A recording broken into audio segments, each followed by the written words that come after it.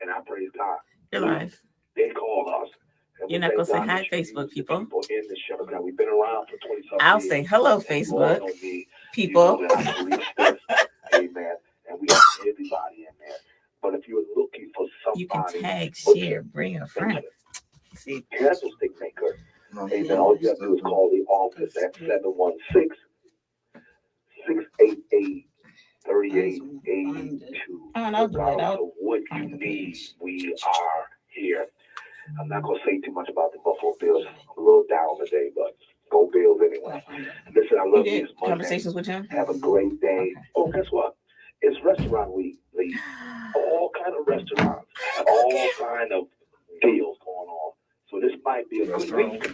Well, you just might want to take this fall week. I never heard that. Yeah, they have a special promotion. So let's say like whatever the date is, it might be a 10, 23. What's today's date? The 23rd, 27th, 23rd, right? So they'll do a meal for $10.23. There's 4 people on here, so you should say hello. Facebook people. You gotta project. I tagged you on that line. Hi, Facebook people. Thank y'all for being here, tuning in. The show's about to start.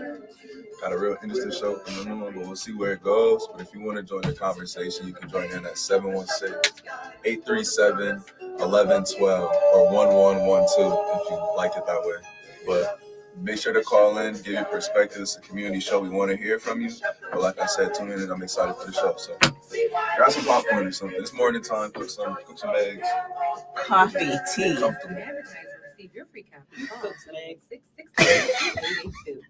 Serving Orchard Park, Lackawanna, Cheektowaga, Amherst, Buffalo. We are the legendary Mixed 1080, WUFO, and Power 96.5. Locally, nationally, it's Conversation with Jim Anderson. And now, your host, Jim Anderson. Turn off the Good morning, Buffalo. It's exciting to be here today. As you guys can already guess, this isn't Jim on the mic. This is Austin. Jim will not be joining us today, but in his absence, I have a very interesting interview. I think sometimes in our community, we talk about change. We do all the time. We talk about where we want to get to, but every path isn't for everybody. And sometimes the simple path, the simple strategy, the simple idea or plan that we have for someone's life doesn't come true. A lot of times when kids go into school, we think high school, college, degree, high school, college, degree, high school, college, degree, but everybody isn't for college. College isn't for everybody. And there's some things that aren't taught in those pearly gates of school that we see. There's some things that you won't learn simply through them 4 years to walk across that stage. And so today I'm joined by somebody who's not only helping kids with an alternative, helping kids with different paths, but not only in just the professional world, but also in the spiritual world. I have an all-around amazing woman with me today. I have a pastor as well. I have a pastor, Shannon Carter, even though she is here today on behest of Northland. So Is it behest? Behest. Oh. Behest like 4. But she's here today on behest of Northland to represent Northland. So before we get any further into the interview, I just want to say, how are you doing today, and give you a chance to introduce yourself to the viewers. Good morning. I'm wonderful. Thank you for inviting me. I'm super honored. Honored to be here with you. We know each other on so many different levels. So I'm just super proud to be sitting here with you in this capacity today. Absolutely. I appreciate it. And for some of the people maybe listening, this is really a 360 moment I was touching on a little earlier. So when I first started my speaking journey, I used to do interviews and I used to film them at my house. And actually, I had Miss Shannon here. I had her at my house doing an interview at my dining room table. So the opportunity to be here at a real station on real mics with real listeners is just, it's a pleasure. And even though my mom at home did the best she could to create the setup that was possible, this platform and this opportunity every week that I come here is a blessing. So I just want to say thank you to the listeners. It's been an honor. It's been a joy. And I hope we can continue to keep it going for the rest of this next hour. But to get into it, just before, again, like we said, before we get into the heavy stuff, people need to know who you are. Who is this person? Talk to us. Why is she qualified? Because you've been doing help for a while. You've been helping people for a while. So can you just touch on, at 1,000-foot view, your story, some of the highlights of it, and some of the different facets in which we may meet Mrs. Carter?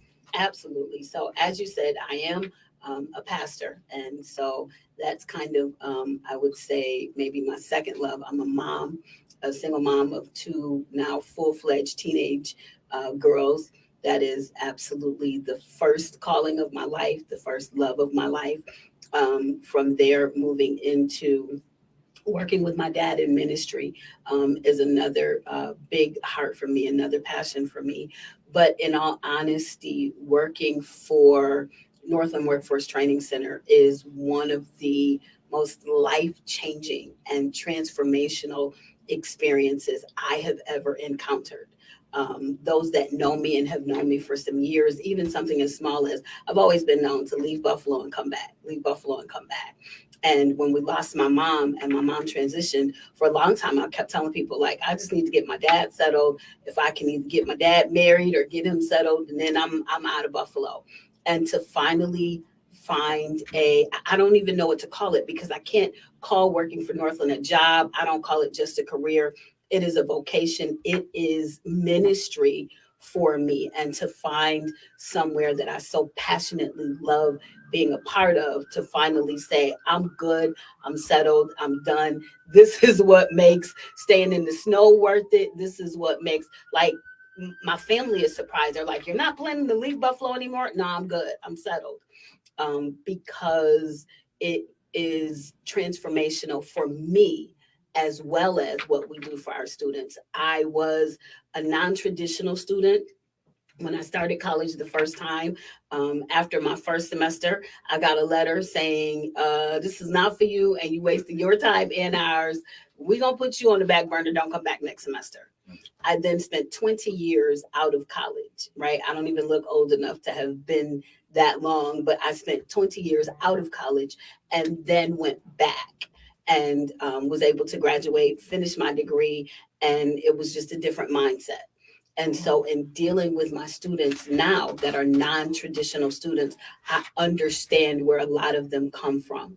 And one of the things that I love about Northland is we're not about just teaching manufacturing. We teach life skills. We teach our students how to be better people. We come across students and people. I've come across people at Northland who have had life experiences that I've never had to deal with, but they've opened me up to a whole different world.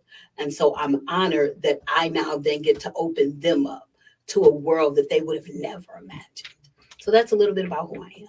That's a good comprehensive guide, and it gave me some questions I want to ask. I know I had some directions I had preconceived, but one thing I want you to touch on, even though we're talking about different routes, a lot of people I know, my age, a little older, and even a lot older, have desires to change themselves. We want to, whether they made decisions when they were younger, the thought of going back to school 20 years later is fearful. Can you talk about that decision and how 20 years later, you still had the confidence and the desire, but not only that, but the courage to step into a field that you had stepped away from so long ago?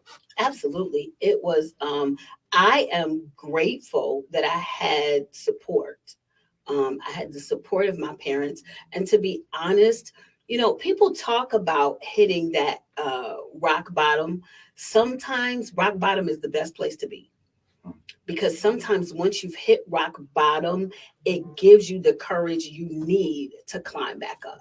And so when I went to college the first time, I was that typical 18-year-old. I wasn't doing it for me. I was doing it because, you know, everybody in my dad's family had graduated from college. Everybody on my dad's side of the family and my immediate family had a minimum of a master's degree. So, you know, in my dad's house, it was just known. You just graduated high school and went to college.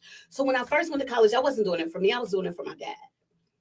And I got out there, I experienced life, and I started wanting jobs and wanting to apply for jobs that I knew it doesn't even make sense for me to apply because I don't have a degree. But by then I knew what I wanted to be. I knew who I wanted to be. And so I was able to set a different set of goals. And so prior to me going back, I literally hit rock bottom, not so much financially. You know, I still had my parents. I was still living in my parents' home. But to be honest, no offense to my parents, and if my dad sees this, I think he'll understand what I'm saying.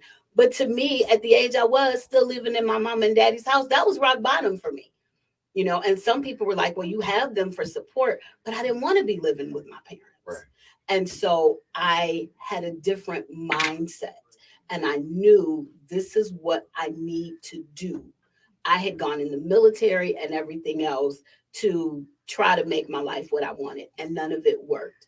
But once I knew what I wanted to do, who I wanted to be, and I set some goals, I then went, and it was just different. So getting up, writing the papers was different because I had a different goal.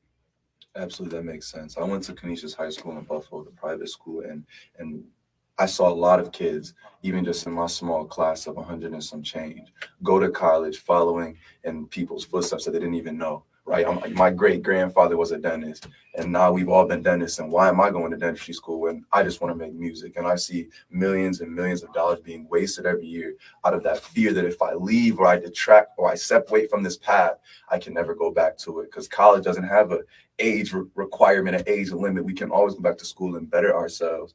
And the second thing you mentioned, I think that's very relatable to me and some of my youth people that are maybe listening or can relate to this, is that desire for autonomy. My car got to go in the shop right now. I'm being straight up with my car got to go in the shop right now.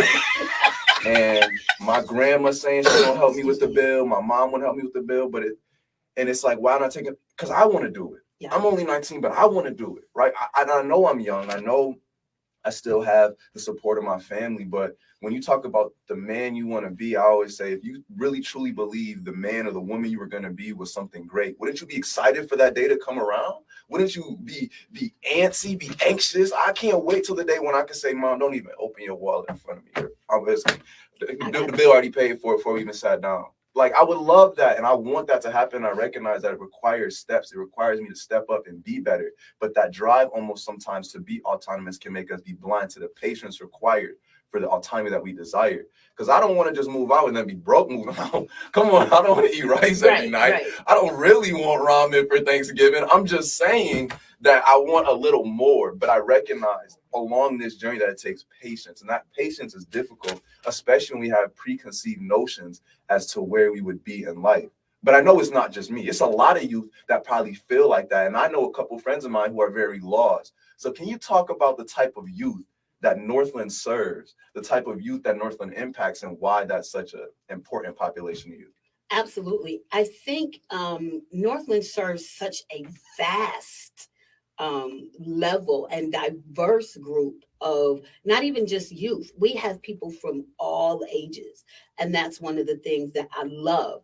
But one of the things that I also enjoy seeing at Northland, you talked a lot about patience, but what I am really big on instilling in my students is, you got to have patience, but it takes some work and some grit to go with that patience.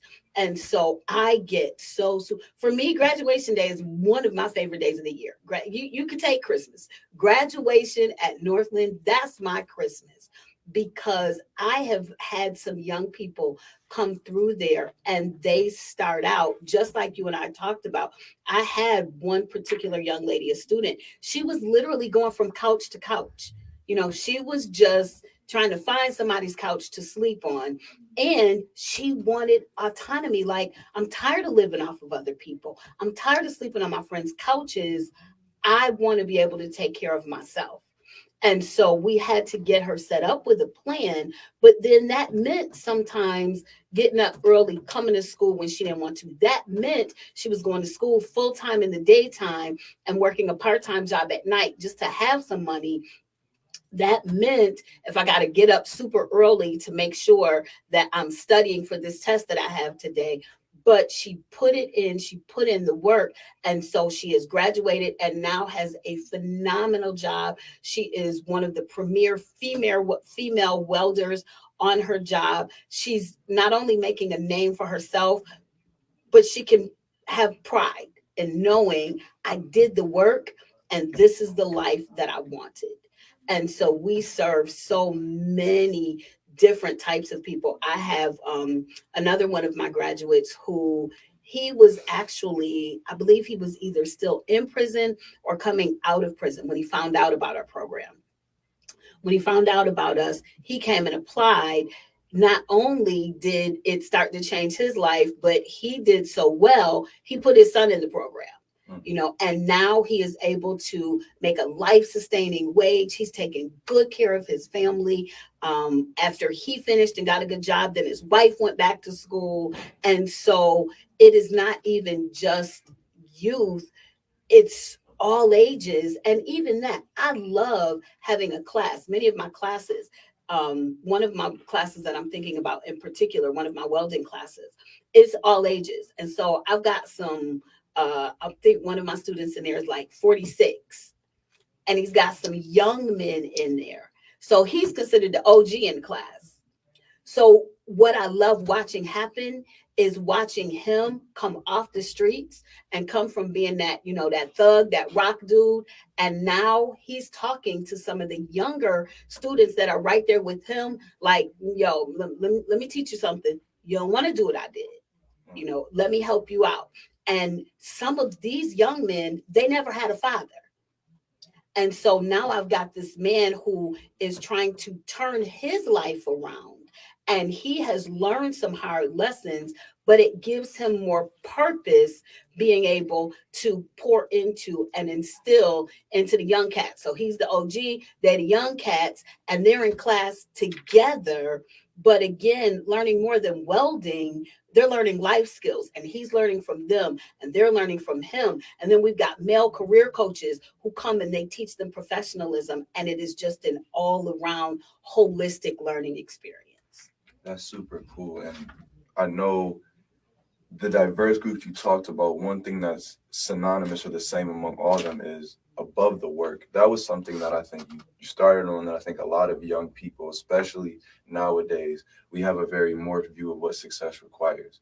Because when I'm looking online and I see the guy with the nice cars, all I'm seeing is the nice cars. I didn't see the years that it took to get there. When I'm seeing the guy with the money or the people that were idle, we don't recognize that most people don't become millionaires until their 40s and 50s. But when you don't have those boundaries, when it's not real, and that's the hard part, social media isn't real. It's what we're showing us. But when it's not real, being above the work, it took me a year to understand that I'm not above the grind like anybody else. And no talents that you can have, talents or the lack of talents, can substitute what hard work is. And, if Jesus had to walk around, he still had to tell people about the gospel starting from the beginning. I'm not above Jesus. I got to put the work into, no matter what the talent or starting point is. And so understand that we're not above the work. But like you talked about, giving people the blueprint for what that work entails is so useful. And one thing I want to talk about, right, we're talking about the blueprint, right? Different walks of life coming to change their life around. But when we think of the high school college pipeline, right, like we were just talking about a little bit ago, how does Northland provide a different but practical replacement or practical different path than college? How does it compete with that? Maybe not compete, but just offer a different value for a different group of kids.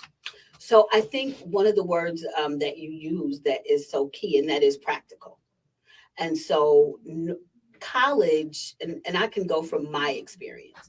A lot of my college experience was to teach me all around life, but I pretty much take classes that really had nothing to do with my job career field, and you have to take those gen eds, and I want nothing to do with biology. I chose my college because I wasn't going to have to take another statistics class.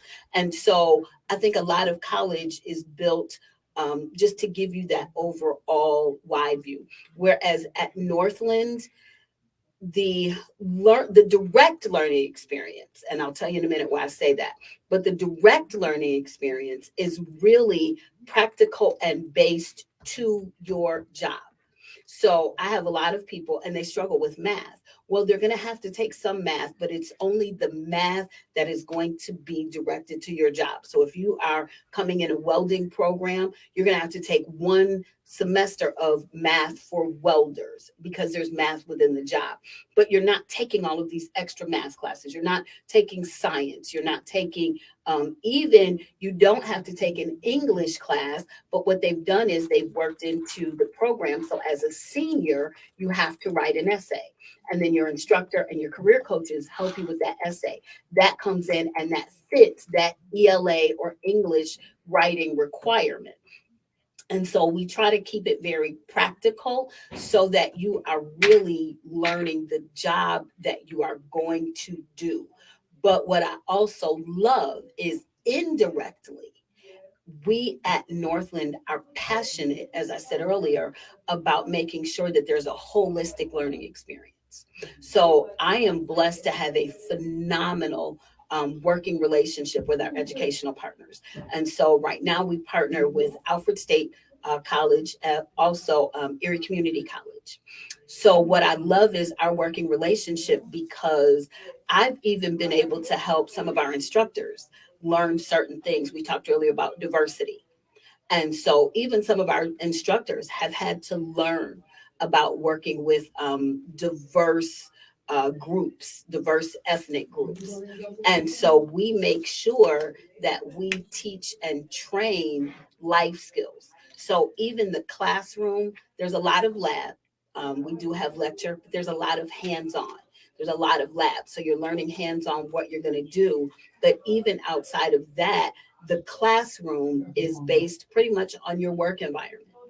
And so we start training. So students want to know, well, why is attendance, such a big deal? Because when you go to work and you get a job, you got to go to work. And if you call in a certain amount of days, there's going to be corrective action. So we start from the first day of the semester going along that same plan. You need to be here on time. This is what you need to wear. Because then by the time they get out in the workforce, they've already had that practical information embedded within them. And we've started that practical training from day one. That's a good. Tell people to call.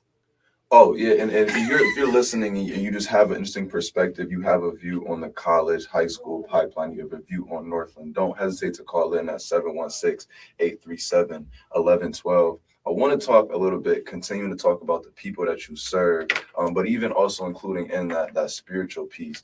A lot of the work that you do, you talked about, it comes in with math credit, but there's might be kids who come in and they've taken math their whole life and they're proficient in math. There might be other people that come in, they've never really seen that math. And when you look at the English side, when you're serving a diverse population, there's probably people who spoke in English their whole life.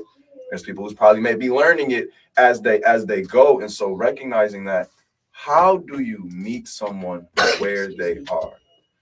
How do you take away the boundaries and the stigmas and the expectations we can place on people and just meet someone and see them for who you are, both at Northland and then in your personal life or spiritual life as well?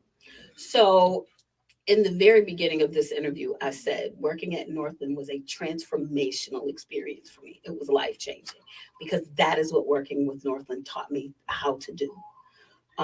I came from a very sheltered background.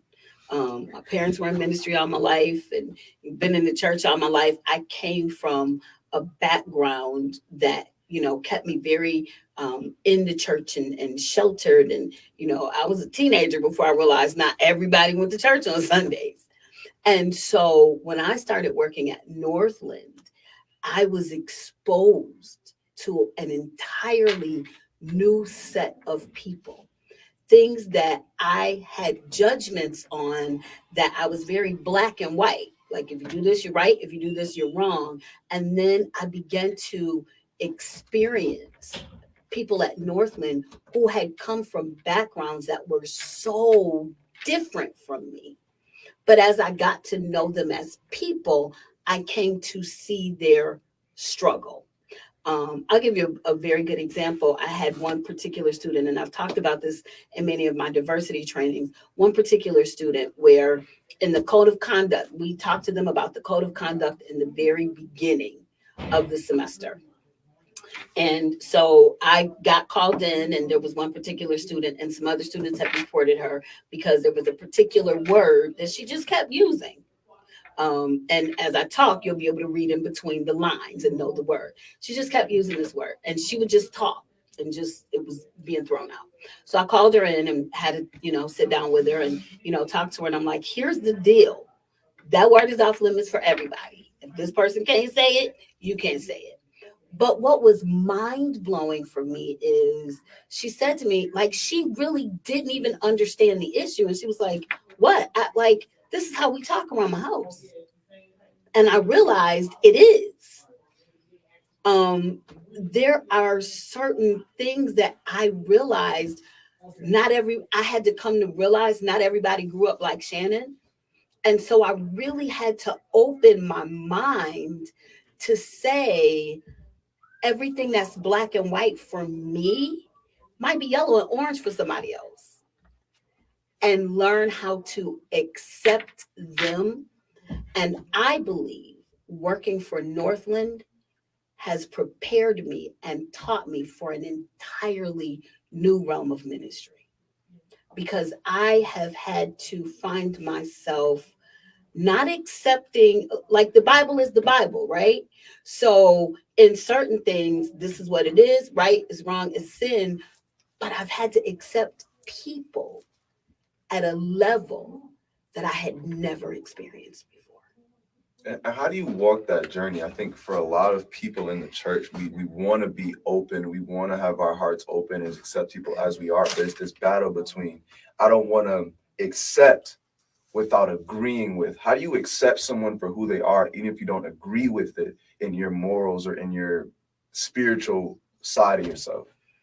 See, okay, so I always have to be careful, because this is why I'm glad that you told me in the beginning, we're just going to go open and go all the way. Because, you know, no matter where I am, whether I'm at Northland or the radio station, I'm a preacher everywhere I go.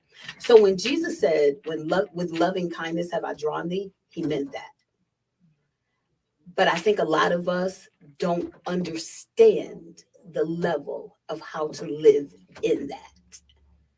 And so I have now learned how to understand, I just got to love people. It's up to him to do the drawing. It's up to me to live the life. And what I appreciate about my ministry at Northland, and I can say it exactly like that because that's what it is for me. What I appreciate about my ministry at Northland is it gives me the chance. I tell people all the time, I preach every day. I don't open a Bible. I very seldom, I've quoted the scripture here and there, you know, when I feel that it's open. I don't go in talking Jesus. I don't go in beating Jesus. I just walk in living Jesus. I live as he's called me to live. But what I have found is the love that I have for the people that I serve is what prepares for him to do the work. It's not up to me to do the work to change them. It's up to me to do the work to love them and to serve them. That's all he called me to do. And that's what I'm there to do. I have been thinking and kind of pondering and understanding kind of the dynamic that we have in the community, especially the Black community, understanding that we feel sometimes that I don't have all the answers. I don't have all the knowledge, and we want someone, I think, sometimes to just descend upon the community and just give us the answers to all we want.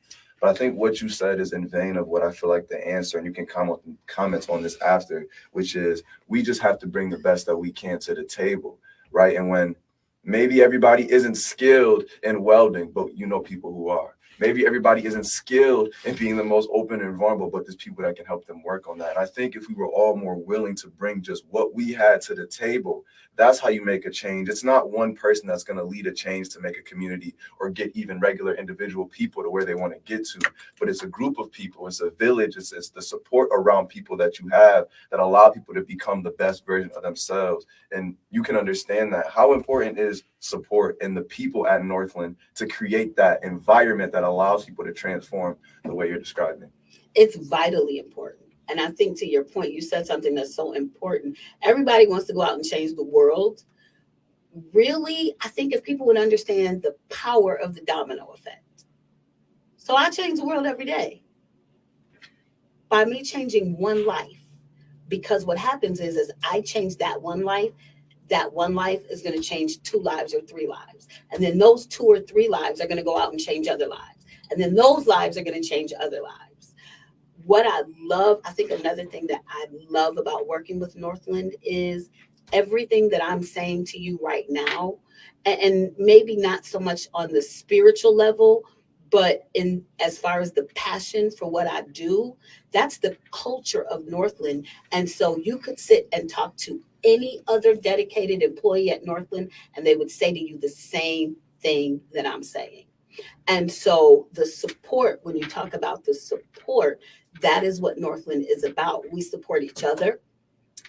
While being at Northland, I have gone through some things myself. And one of the things that I love about my Northland family is when I was going through my rough time, the same level of compassion and care and support that they gave to the students, they gave to me. We just went through a tragedy as a family, as a working family, and the support that we gave each other, I think, just mirrors and serves as a basis and foundation for the support that we give to our students. And so the Northland culture is about changing the world one life at a time. Oftentimes, some of us, when we leave morning huddle, we'll just look at each other and it's like, you know, the old saying, time to go make the donuts. We'll just kind of look at each other and say, time to go change a life. You know, let's go change a life today. All right, I don't mean to cut you short. I definitely appreciate that side. We have a quick commercial break and we'll be right back. But the listeners, if you are listening and want to join the conversation, 716-837-1112, you can join in and call in. We'll be back shortly. Thank you. If you could turn that down just a little bit, because you can still talk on the Lowe's line. knows you want top brands and quality products. If you'll turn that down a little bit. Right now, get the Klein 3-piece Modbox mobile workstation for $319.94. I should have thought about it and told you ahead of time. Oh, that's funny. Y'all are still live. I know. I'm trying to. Oh, you mean on that? I'm trying to think of. I don't know enough about Northland to go Why don't you ask some of the programs that are there? any deeper. Yeah. I know you talked about welding, and I know there's other programs. I put a link to the other programs online. And can the students change? Like if they start in one program, like traditional college, can they switch? That's a good question to ask. Yeah, because I had a student do that. It could only mean it's breakfast bagel time at McDonald's. And do you feel like there's a stigma on a Northland or a trade program versus traditional college with some parents? I think that's a good question too. Because I think some people do. They don't realize that the students who come out of Northland are not making minimum wage. And typically they don't graduate from Northland and go work at Listen, and I was going to bring somewhere else. I'm going to find a way to bring that in. We just had a meeting today. One of my students. You could talk loud. One of my students that graduated 2 years after I started, he's 26. He's making $120,000 a year.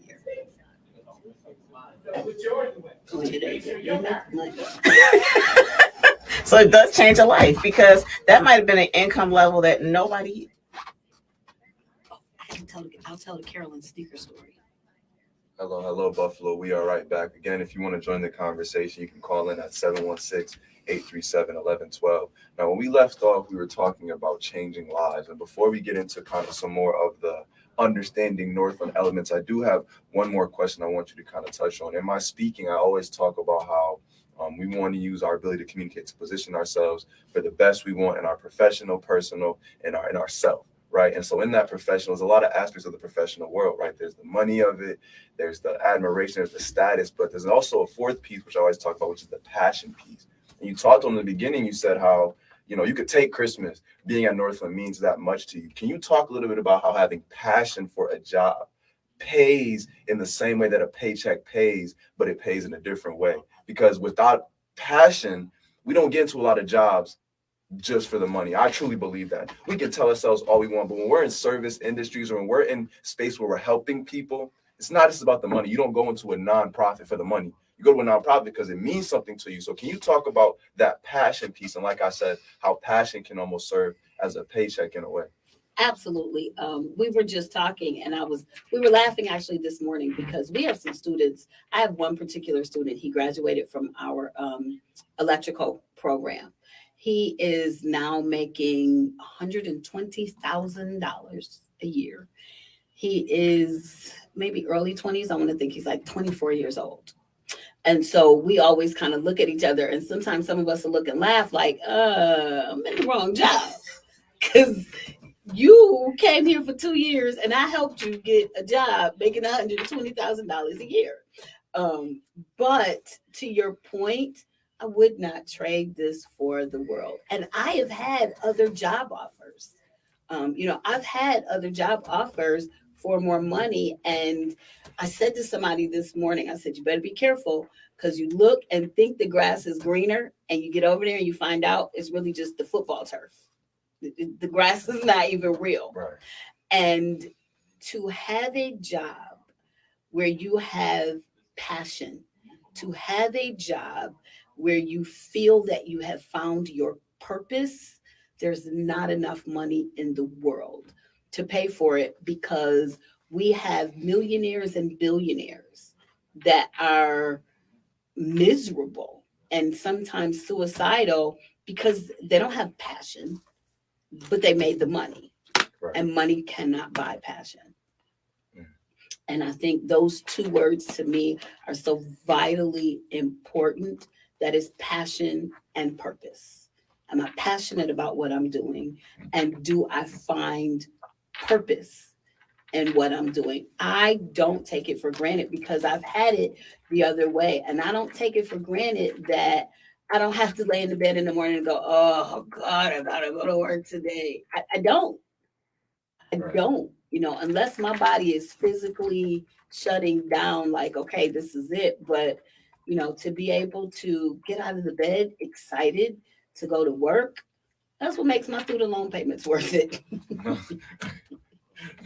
I mean, and that's something I think a lot of people want. A lot of people desire. They want to enjoy going to work, but they haven't positioned themselves, done the things they need to do in their life in order to be there. But speaking about positioning ourselves and doing better and learning different skills, can you touch a little bit more or go a little deeper on the more of the programs? I know you said electrical. I know we touched on welding, but can you give us a more in-depth view of the programs and opportunities that Northland offers for the people walking through that program? Absolutely. So, as I said earlier, we are partnered with Alfred State College as well as Erie Community College. Through Alfred State College, we offer a 2-year CNC machine tooling program, also a 2-year welding program, and a 2-year electrical, it's ECME, it's electrical something and maintenance engineering program. Those are 2-year programs where they come out with an associate's degree.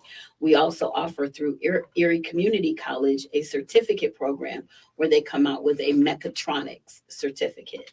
We are also in the process of, now we have just been approved and we're going to be doing auto tech. So we'll have an auto tech program as well.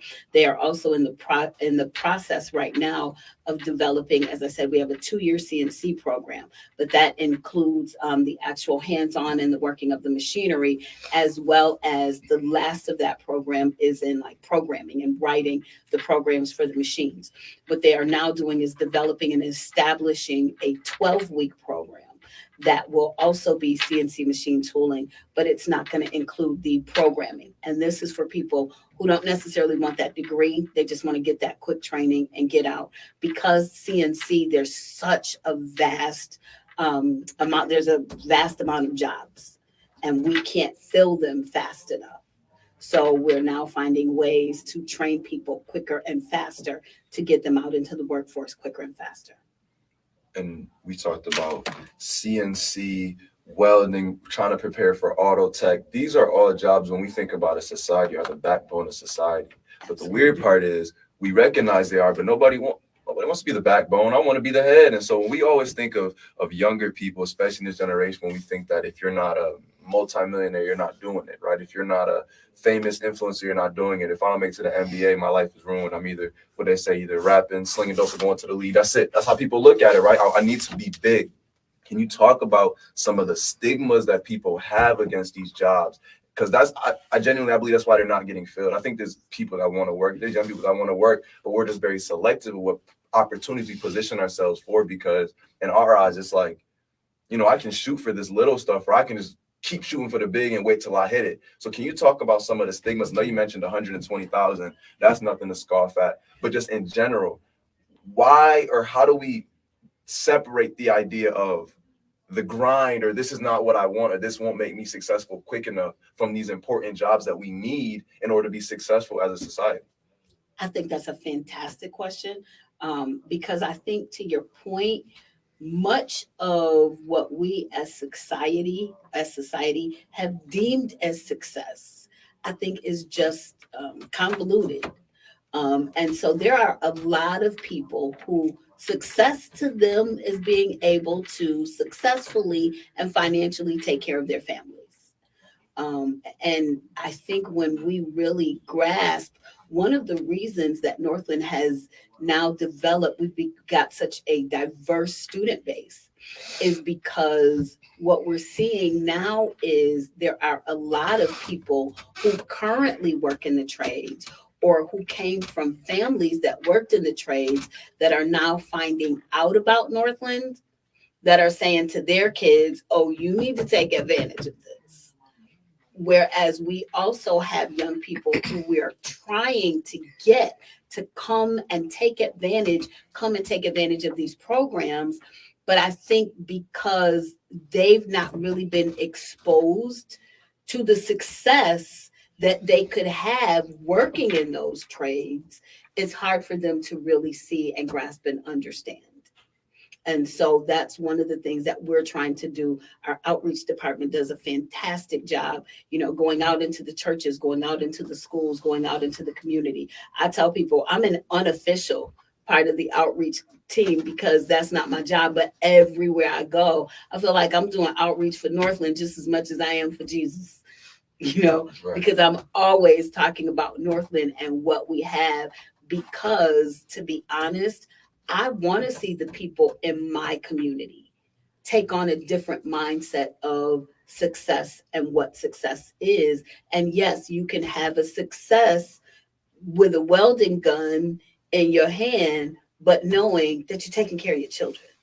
Right. And I think as that success model has changed and morphed in the community with the new introduction of the internet, a lot of success models went from my mom, my dad, my uncle, my grandfather, my grandma, to this rapper I don't know, this athlete I don't know, because we don't know what happened behind the scenes to get there. And I think one thing that Jim, if I can shout him out in his absence, always talks about is that having a healthy success model in the community for what good is, for what excellent is, changing that success model is going to be so important, because what you see yourself as, you become. Right. And so making sure that what we're seeing ourselves as is realistic. And like you said, we don't set ourselves up to be a rich person, a miserable rich person, or a miserable broke person, even worse, because you don't got to be rich to be miserable. But recognizing that, you talked about outreach, and I recognize a hard part of outreach a lot of times that people can disqualify themselves. Well, I'm not going to fit in that program, or I don't want to even waste my time, because I think sometimes we have this idea of and I use this idea of the est versus we want to be our best self. But you're going to become your best self if you're just focused on being a better version of yourself. And if you want to be the strongest, you got to get stronger. If you want to be the fastest, you got to get faster. But if you're focused on being the fastest, you'll never do the work that requires you to get there. Can you talk about how that idea of just becoming a little better every day, because you don't just it's not a 2-week program. It's not a 1-month program. It's a 2-year program. And not just because of the degree, but probably for a reason. Just becoming 1% better every day changes your life. Can you talk about the 1% and the journey that requires not only for you to get through Northland physically, but the mental changes that happen as you kind of walk along that journey? Absolutely. I think one of the greatest things for me to see, I love watching my students develop that confidence. I love, and I love the way you explained it. And I see that happen every day. I have students that come in. I was just talking actually to one of my senior classes, and I'm like, wow, I can't believe you guys are seniors. And looking at some of them now that are in their 3rd and 4th semester, and me remembering and them remembering where they were at day 1, and coming in as these, just scared, nervous.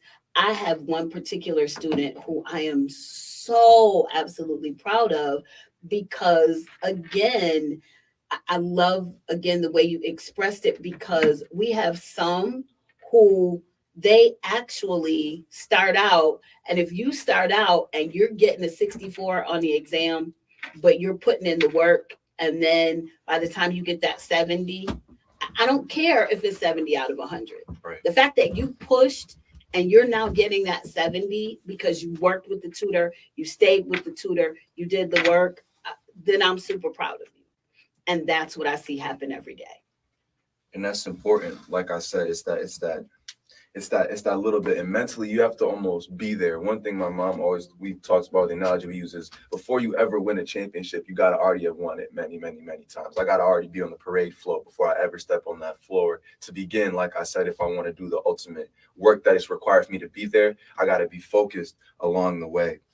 And I want to talk about along the way, because there are times that it doesn't go great, right? There's always going to be bumps in the road that maybe you can foresee or tell people about, but you can't always warn someone before they step into a pothole. Sometimes we don't even see the pothole. And so I want to ask you, how do you help along? How do you mentor somebody along the journey of becoming a better version of themselves without ever feeling like you're carrying them along? Because if I carry you, or I just walk the journey for you, I know I'm not adequately preparing you for what happens at the end of the journey. So how do you help someone along in their times of need, or when a student is struggling, without feeling like you're intruding on their own personal space and their own personal sense of themselves?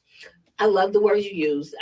Again, perfect example. This morning, we had a student who, his dad passed away last night, but dad was not in the home. So he was literally at school in the lab when he found out.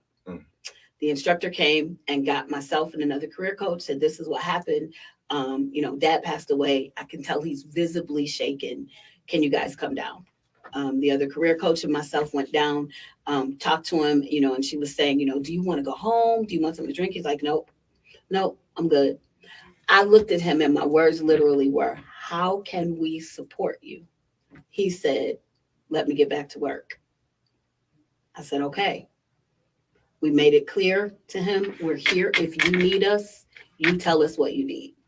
I've had other students that have gotten news and they're just like done for. And we're like, how do we get you home? Who do we need to call? And so what I've learned is I have to support according to the support that they need. And I'm not afraid to ask the question, what do you need? How can I support you? And then I've had some students, they come up with some crazy answers. And I then have to say, okay, now let's set boundaries. How can I support you within these boundaries? All right, yeah, I think you probably support me with $100,000. I have students coming in and day one, because we do, we offer financial assistance in certain things. And so I have some students, it's very clear when they come in, they're not really coming for education. They're coming in and they're like, well, I need money for this. And can you buy me that? And can you get me that? And I have to set those boundaries. That's not an option right now. How can I help you? Can we get you a tutor? Right. And so I have to set the boundaries. And I have some more personal questions, but just for the sake of me doing what I need to do for not only Northland, but for you to focus on the goal of what you came here for, I want to ask these next two questions before I get into the end and we wrap up the interview. Okay. Can you just break down a little bit on the cost of Northland and any maybe important upcoming dates and events that we should just be aware of as a viewer if we want to get involved with it or help? Absolutely. So as far as the cost, I won't even get a lot specific into that, because the best thing to do, if anybody has questions regarding cost or admissions, what I would advise them to do is either go to the website, www.northland, is it Northland WTC or just Northland? I forgot. NorthlandWTC.org. NorthlandWTC.org. Or they can give our office a call, 716-436-3229, and set up for an enrollment session. When they set up for that, that will give them all of the information, and then they'll be assigned to an admissions and financial aid counselor. One of the good things is it's not like a private out of pay, because we currently have financial educational partners. You do your financial aid. We try to make sure that nobody has to pay out of pocket. And so there are programs available if you don't get the amount of financial aid that is needed. But that is something that our financial aid and admissions counselors are on hand to be able to give all of that information. You try, but it's not a guarantee. That's why I said we try. Yes. People won't hear that. There's no guarantee. There's no guarantee. Absolutely. We do try to make sure, but there's not a guarantee. but we do our best to make sure that it is equitably affordable. Okay. And so kind of getting to the back half of the interview, again, we're going to now some of these bigger hypotheticals, but just again, getting your perspective. You don't necessarily have to be right, but you can just give your perspective. Outside of Northland, right, there's a lot of things that we need in this community. Okay. Right? We have the professional piece we're working on, helping people from wherever they are get to where they want to be to. That's Northland and programs like that. But what else do you see as a mother, as a community, just as a community member? When you walk around Buffalo as a mother, when you have kids growing up in the city, what else do we need? What are we missing? What are some important things that people may overlook that is essential that we need not only for the youth, but for the city as a whole? This is not the city we want to live in.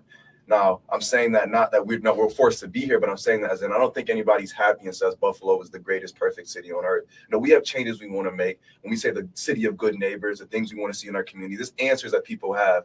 What are some of those answers for personally, Ms. Shannon Carter, of things you think the community is missing on or that we need in order to better encapsulate and wholly help everybody? Oh, okay. So now my Jeff Carter may come out, but I'm going for it. One of the things that I look around and I realize and I recognize is I am very big on relationship and being relational, but being relational for the sake of being relational and nothing else. What I see oftentimes in our community, there's an old saying that says, what comes from the heart goes to the heart. Many people would say we need more community programs, and I don't think we need more community programs. I think my struggle is in the intent, the motivation, and the foundation of so many of the programs that we have now. Because what I see a lot of times now is there are all of these different ventures popping up, but it's not just for the sake of being relational in the community. It's because people see the dollar signs over here and the dollar signs over there and the dollar signs over there. And if I say that I'm doing this, I can get X amount of money. And the people in the community, the heart of the community, is very attuned to the heart of what is going on. And so often people launch community initiatives, but because what is at the core of the heart of that initiative, the heart of the people recognize it. And so people say they won't support, they won't come out. And it's because, in all honesty, they recognize you're not really just trying to serve them from the heart just to be relational and serve. It's because, I'm just going to say it, you're trying to get them dollars. And I think I miss the times. There was a time where we were a relational community and we did community service just for the sake of community service, and pay and dollars and getting paid wasn't even an issue. There were community leaders that did community service just for the sake of doing a community service. There was no Facebook, there was no social media, so nobody was able to even get popular for the community service they were doing because there was no way that they could stream it. They just did it. Now it just feels like there's always initiatives and motivations and agenda behind the community service, and so it's not fully effectively servicing the community. It's kind of like we talk about unconditional love. You're missing unconditional service, unconditional work, right? Because it wasn't about, the paycheck does matter sometimes. I do get it. You don't live for free. You can't pay your bills on excitement and happiness and joy. I get that. But that being said, I do agree.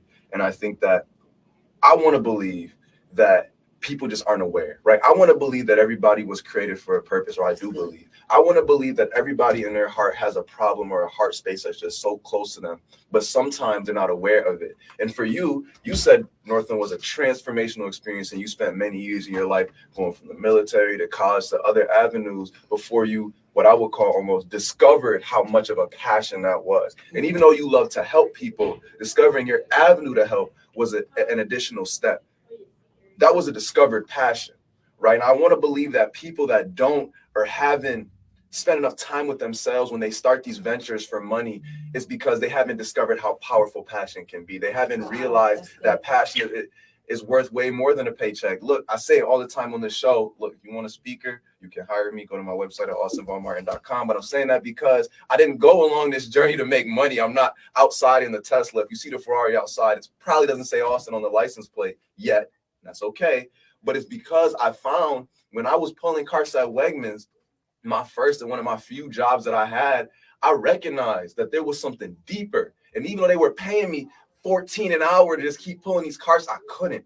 And I couldn't go to sleep. I couldn't rest myself because I felt like this wasn't what I was created for. And I don't know how that descended or fell upon me, but I'm blessed that it did. But for the people that don't have the courage to walk that path, what are some words of encouragement you can have for someone who feels like they were called for greater, but doesn't know where that greater resides? What would you tell them to get through that journey and stay focused, away from the distractions, away from the job to calm their mind, away from the job to distract them and maybe subdue their heart? How do you keep them focused on the journey for what they were called to do? So here again, you awake the preacher.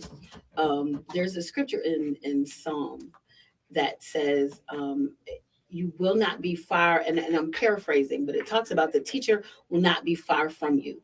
But it also says, and you will hear the voice behind you saying, this is the way, walk therein. And I think to your point of people spending time with themselves, but also spending time with God. And you may have listeners that, are not Christian and they're not of the Christian persuasion. Whatever it is that you ascribe to, you've got to find that spiritual side of yourself, because when you find that and become so in tune, you then find where you don't have to look. It will find you. As you seek that spiritual side, everything else just starts to fall in line. I didn't look for my job at Northland. It came looking for me. And I think as you find that spiritual side and really spend time with yourself and your spiritual inner being, things will just fall in line and you'll find it.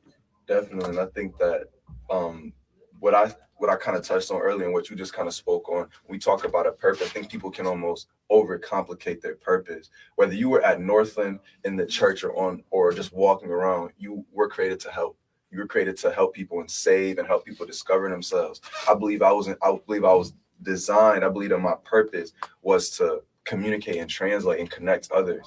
You don't understand, this person doesn't understand, let's come together. When I was at school, I was doing that. When I was in middle school, and there was fights between the boyfriend and girlfriend not happy what table they sitting at? Austin's table. Why are you guys here? I'm just trying to eat my lunch. But you guys think that I'm a counselor. When I go to camp, I go off to camp. It's my first year at camp, but I'm getting different groups of younger people asking me to help resolve social conflicts and issues. And again, I'm Jay. I'm trying to figure out this just like y'all. It's my first time being 19, but recognizing that I feel like people have a purpose, and sometimes people's purpose can just be to help their family. So if you're at Northland, or if you're someone who's listening, you say you need a purpose. If your purpose is to help your family, get over to Northland. We're wrapping up the interview now, so I'm going to give you the mic to say if there's any last words you'd like to add before we close out. No, again, thank you so much for having me. Again, they can call Northland 716-436-3229 or go to our website, www.northlandwtc.org. And again, as you said, Austin, it will not only change your life, but this gives you the ability to be the life changer for your family. So let's keep helping change more lives. And I want to change lives in my own right as well. If you need speaking, if you need to connect to the youth, you can reach out to me at that's my website, but you can reach out to me at info@austinvonmartin.com if you want a speaker or somebody just to talk to. Have a good time, Buffalo. I appreciate you guys for listening. We'll be back next week with another interview. Thank you.